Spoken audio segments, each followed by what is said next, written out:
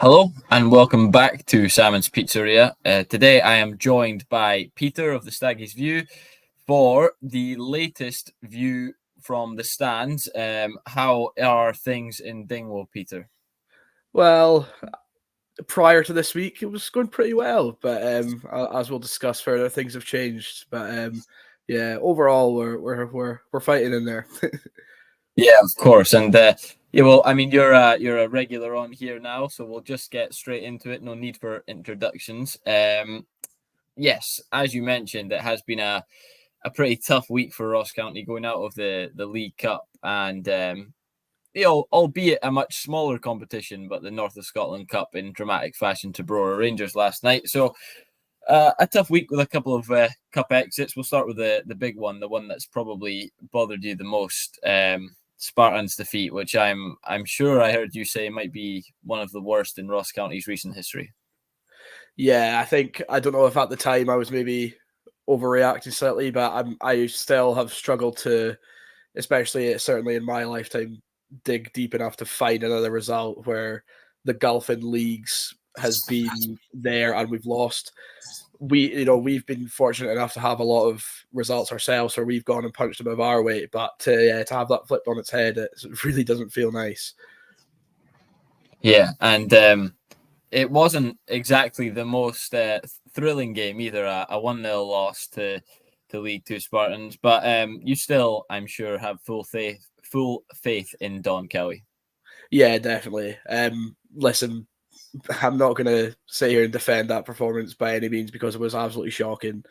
It was one of the most flat and boring performances I've seen, with such little creativity throughout the side, not even just, in obvious areas like, on the wing or, in attacking midfield. Just we were just slow and flat, and it was really tough to watch. Thankfully, I was just watching on Premier Sports and didn't travel down. But for those who did, yeah, I feel heart sorry. But yeah, it's like you said.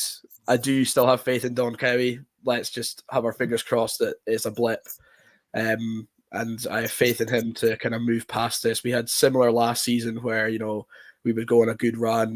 For example, we beat Rangers and then straight away the week after we lost to Livy. It was like, so we kind of do still have that inconsistency within the side, which is something that I'm hoping Don will be striving to get rid of. Yeah, absolutely. And just on that, then last season ends in not as dramatic fashion as the season before, but it does still end with you in the relegation playoff. Something that I'm sure you'll be hoping to avoid this season and maybe shoot a little bit further up the table. Yeah, definitely. I think a lot of county fans would maybe sit here and tell you that they'd rather actually go straight down than have to face a playoff again, just because of all the stress that it brings. The playoff last season actually felt like a bit of an anticlimax in ways when you compare it to the Partick Thistle game, because we were also blown away by that comeback. But yeah, as you said, in the end, we did look pretty comfortable, and we did deserve to stay in the league. We beat Wraith over 6-1, so we showed our quality.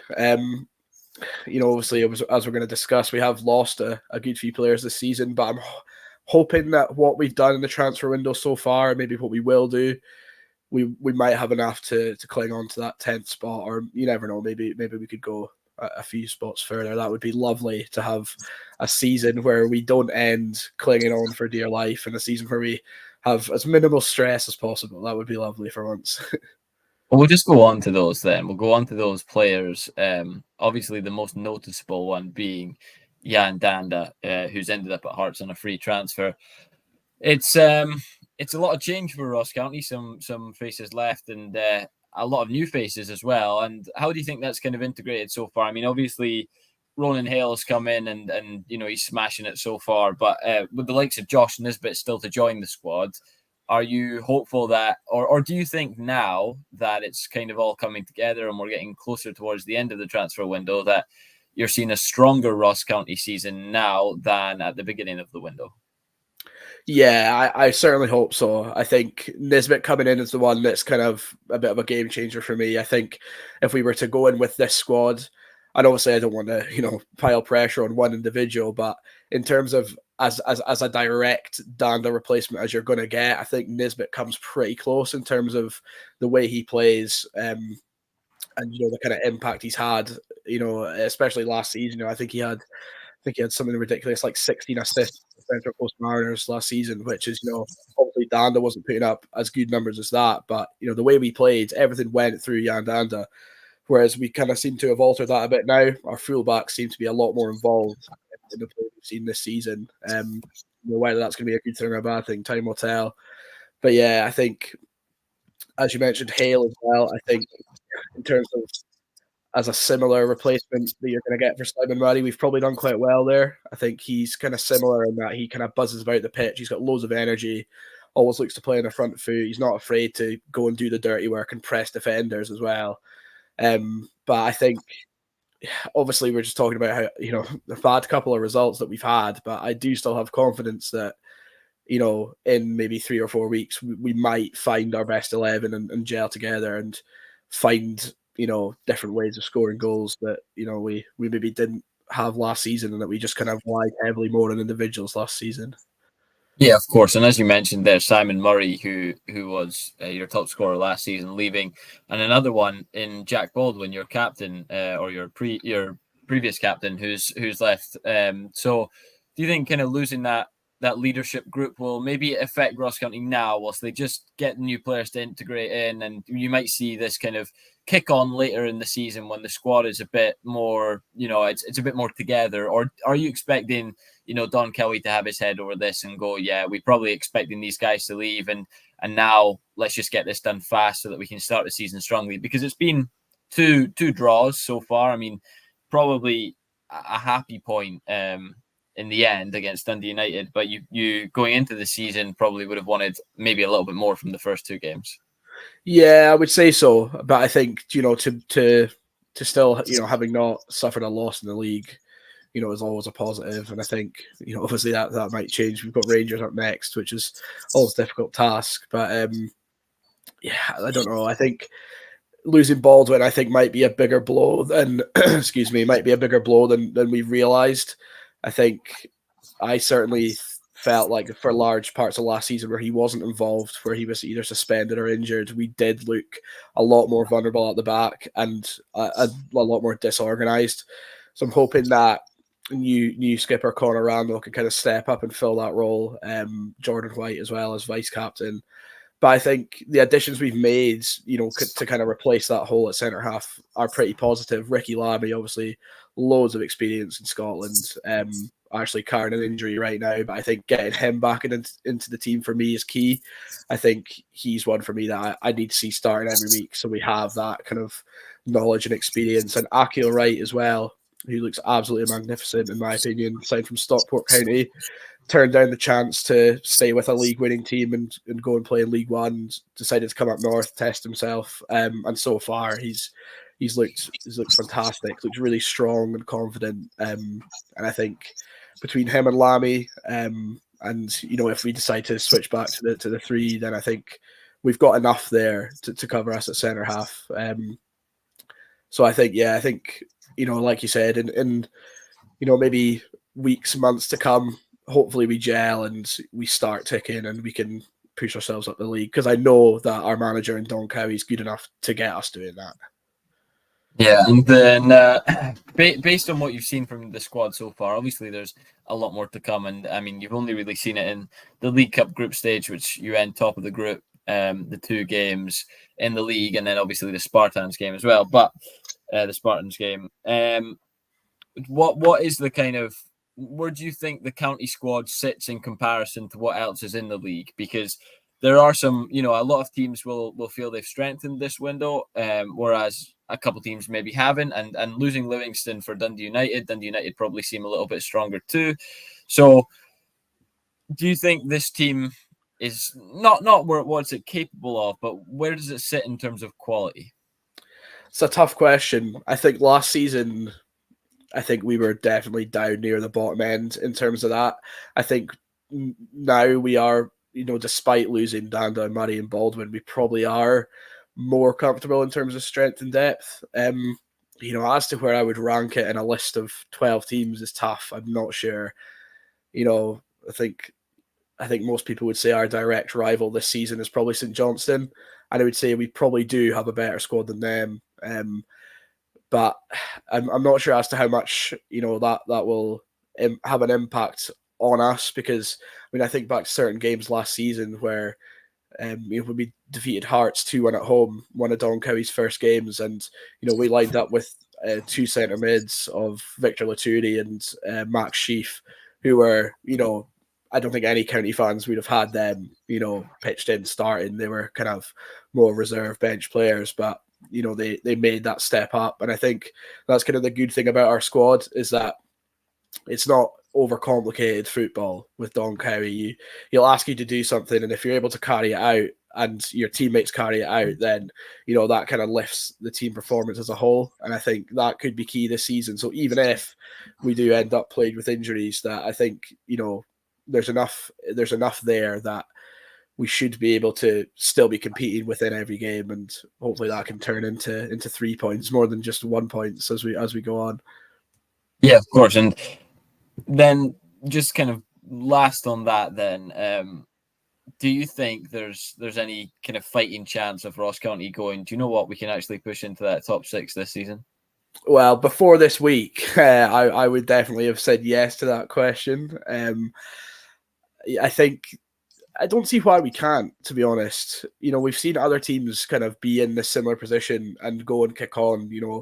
The likes of Killy were in a playoff, and then the next season went and finished top 6. St Mirren have always kind of lingered around the bottom end of the table, and suddenly in the past few seasons they've really kicked on and they've gone and made a name for themselves. Even still playing in Europe, consistently getting top 6. So I think our squad definitely has enough to do it. I think it's more whether mentally we can do it. I think that was the big issue against Spartans, is that we went into the game, we'd done so well in the League Cup, we'd won every single game, which although they were all lower league opposition, there's still tough games in there. We had to beat Wraith Rovers, Hamilton, away to Stranraer. That's a ridiculously long journey, and we still managed to get over the line. So I think we'd never really. I think that was probably the issue. And that we went in thinking, yeah, let's cruise this, get through to the quarterfinals, and then they were already thinking we're only one game away from a semi at Hampden. So I don't know, it's tough, but I think mentally, as I mentioned last season, like the win to Rangers and then losing to Livy straight after, I think we need to work on balancing out that mentality and tackling every game as it comes to us. And whether that's individual or as a team, I'm not too sure. But I think if we can master that, then I really do think we could potentially go on and make a push for the top 6 once again.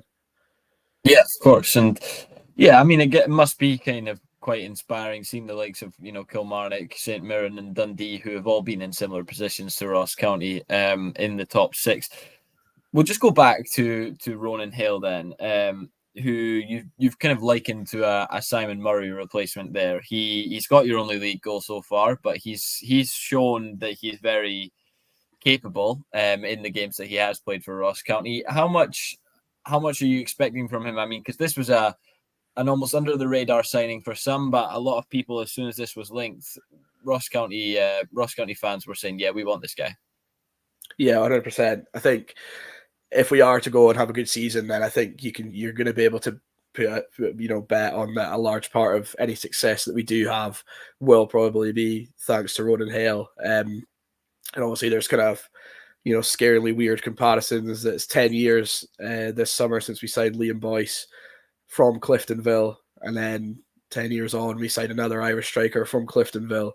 And you know what, so far, from what we've seen, I'd see no reason why he can't go on and be someone like Liam Boyce. And the age he's at, he's slightly older than Boyce was when he signed, but I think even away from the goal scoring and the finishing that we've seen so far, I think just the way he plays and his mentality, I think he's one of those players who we might not actually hold on to for very long.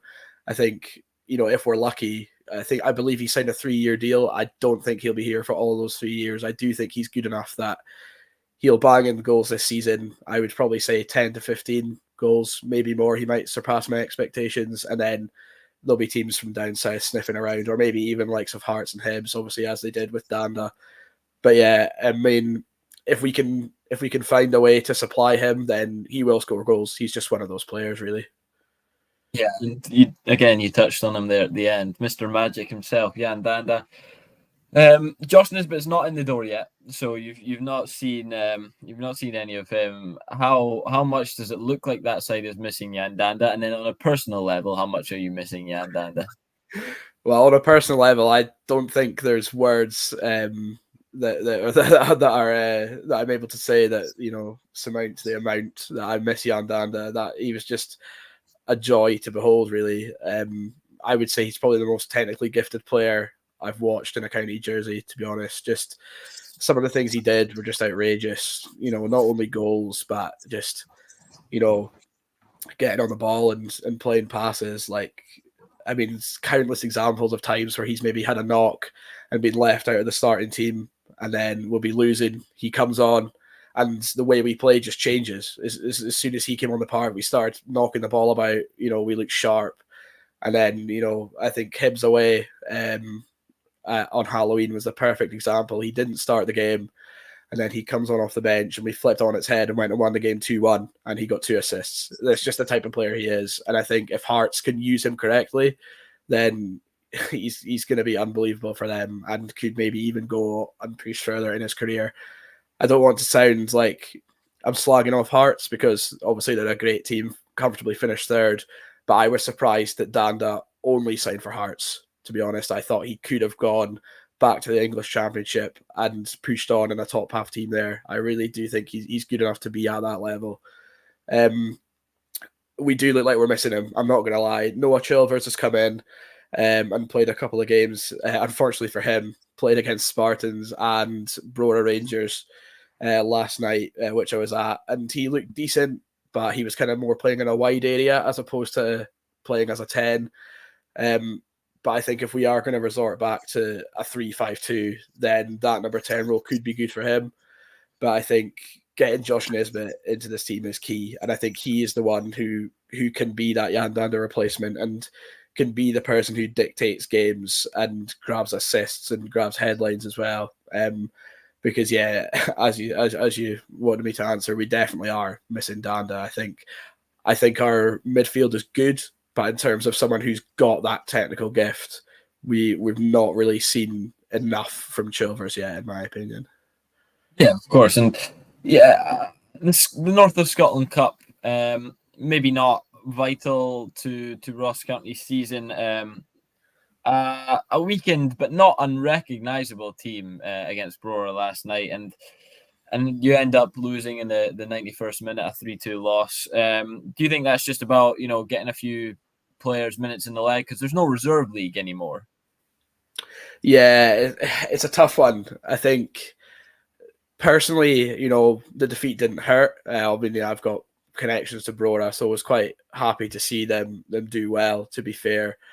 But I think, just yesterday in the press conference, Don Cowie spoke about the importance of the North of Scotland Cup for players who aren't getting enough minutes, maybe in the league, or for those young players to go and test themselves against people in men's football. So to be knocked out of that at the first hurdle is a bit disappointing, because I think the management team kind of had plans to be using that as a kind of stopgap to reserve football.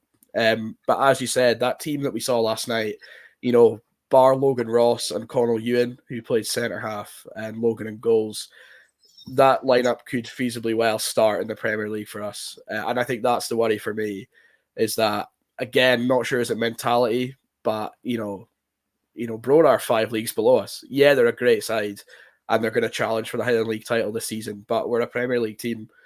On paper, we should be blowing away teams like Brora Rangers. Half of Brora's team was a Ross County Academy graduates team, who hadn't quite made it in pro football. So I'm sure it was nice for them to get one over on their old employer. But yeah, I think that, in a weird way, I think the Brora lineup probably worries me more than the Spartans game, in a way, just because of, if we went into it with that mentality of, this is just for minutes, I think that's a bit of a poor attitude to have. But hopefully we can park those past 2 games behind us and just give a decent account of ourselves at Hampden on Saturday, and I think we start fresh after that. I think that's the only way to move forward, really. Yeah, I suppose that's maybe the next question then, because it comes at a bad time to play one of the old firm, albeit Rangers in some people's eyes in a little bit of turmoil and results aren't exactly coming as easy as they would like. Would a loss is by no means the end of the world, but it does then put a little bit of pressure on the upcoming games after that, just because obviously they lost to Spartans and if you like, they lost to Brora Rangers as well, and in Motherwell and Dundee United both draws, meaning Ross County haven't picked up their first league win of the season yet. Yeah, definitely. I think there is a bit of pressure there. I don't think the result will really determine what kind of pressure we feel after the game. By all means, if we go and lose 8-9-0, then I think there's going to be questions asked. But I think it's more about the way we perform and the way we set up, because I think it's almost like flipping the Spartans game on its head, if you will, because we went into that Spartans game, we faced a low block, which, to be fair, a lot of those players in our squad have probably never played against a low block before, especially if they've been at county for a long time. We are normally the ones deploying those kind of tactics. But yeah, I think against Rangers, it's not necessarily can we go gung-ho and try and do what we did last time we faced them. And obviously we got the win last time we faced them, which was a magnificent, historic result for not only the players, but for Don Cowie as well. And I think that was the one game which really raised his stock. And it was like, right, this guy's going to get the managerial job now. So I think we know it can be done. We know we can test them. Although Rangers are, their team's kind of changed over the summer, that core is still there. And by no means is it going to be an easy game. And it's it's on an even bigger pitch than normal at Hampden, at the National Stadium, where again none of our players have, well, not many of our players are gonna have played there before. But yeah, I think there will come an element of pressure no matter what the result is. But hopefully, if it's a good account of ourselves, then county fans will pile all their faith back into Don and the boys. Yeah, I guess I'll take a little bit of a kind of situation to you then. If Ross County, I mean, their next 3 games away to Rangers before back in Dingwall for to host Aberdeen, and then Dundee, two of the top 6 hopefuls for this season. I mean, Aberdeen under Jimmy Taylor have started strongly, and Dundee are looking pretty strong as well. If you were to maybe not pick up as a win in those 3, you then go to Tynecastle before playing Celtic, and after that you come to St Johnstone away. If you go into that St Johnstone game without a win, there's obviously then a lot of pressure on Don. But how many points do you expect from those games? Because that's not an easy ask, and there maybe has to be a little bit of leeway in terms of for some of them results aren't as important as the performance, and showing something that you can build on, but there still has to be a few points picked up along the way. Yeah, I mean, in an ideal world, I would have said 3. I think Rangers you don't expect any points from, but I think one of Aberdeen or Dundee, hopefully we could raise the levels and go on and beat one of them. We did struggle a lot against Dundee last season, to be fair. So it's a really tough game, and they've started flying this season. I think they're probably the most entertaining team to watch in Scotland at the minute. I don't know. I think I'd probably say if we get 2 points, I would be happy, and that probably sounds very pessimistic. But even 1 would do. I think as long as we aren't heading into that St Johnstone game having lost all 3, then anything's still surmountable. I think back to Malky Mackay's first season in charge of the club, and we went our first 10 games, and we only had 1 point, and it was like dire straits for me. I was like, this is shocking. Like, what are we doing? 10 games, no wins. I was like, how can we go on like this? And then we beat Dundee 5-0 and went on a crazy run and finished top 6. So I think there's all kind of things that can happen. But I think it's more about confidence for this side. I've mentioned mentality a few times already. I don't want to keep droning on about it, but I think if we were to get stuck in some sort of rut of losing games heading into that big St Johnstone clash, which people would pitch as an early 6-pointer, that would worry me a lot because I don't know. I don't know if I've seen enough from the new signings and this new group that do they have the mentality to go and dig it out and get a result and get us back on track. So I think we need to keep picking up, even if it is just 1 or 2 points in the next few games.